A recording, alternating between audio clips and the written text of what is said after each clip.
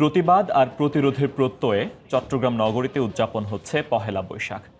ফেনীতে আগুনে পুড়ে মারা যাওয়া নুসরাতকে যেমন স্মরণ করা হয়েছে, তেমনি চট্টগ্রামের প্রাণপ্রবাহ কর্ণফুলী নদীর দুরবস্থা তুলে ধরা হয়েছে মঙ্গল শোভাযাত্রায়। সাক্ষাৎকার ক্যামেরায় বিস্তারিত জানাচ্ছেন কমল দে।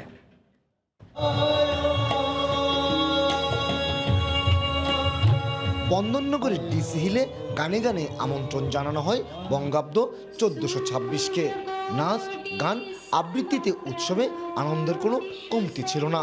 তারপরও কোথাও যেন ছিল ছন্দপতন। যে নুসরাতকে পুড়িয়ে মেরেছে, এটার জন্য আমাদের নববর্ষটা একটু অন্যরকম হয়ে গেছে।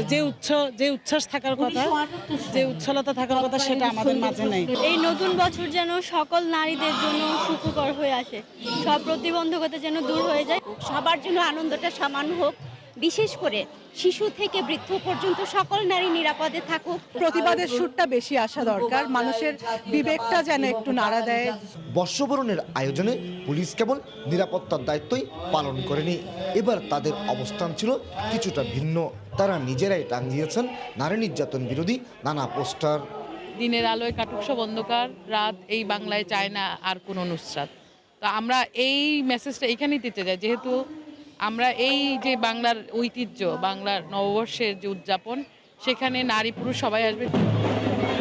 ঐতিহ্য বজায় রেখে মঙ্গল শোভাযাত্রার আয়োজন করে চট্টগ্রাম বিশ্ববিদ্যালয়ের চারুকলা ইনস্টিটিউট।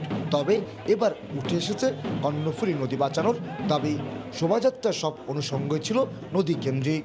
যে কর্ণফুলী নদী আমাদের, তাকে ঘিরে আজকে সাম্পান নদী বাঁচাও আন্দোলনটা তুলে এনেছি। আমরা এই শোভাযাত্রায় মাছ দেখিয়েছি, দখলদারদের ব্যঙ্গচিত্র দেখিয়েছি, ইত্যাদির মাধ্যমে আমরা আমাদের প্রতিবাদ জানিয়েছি।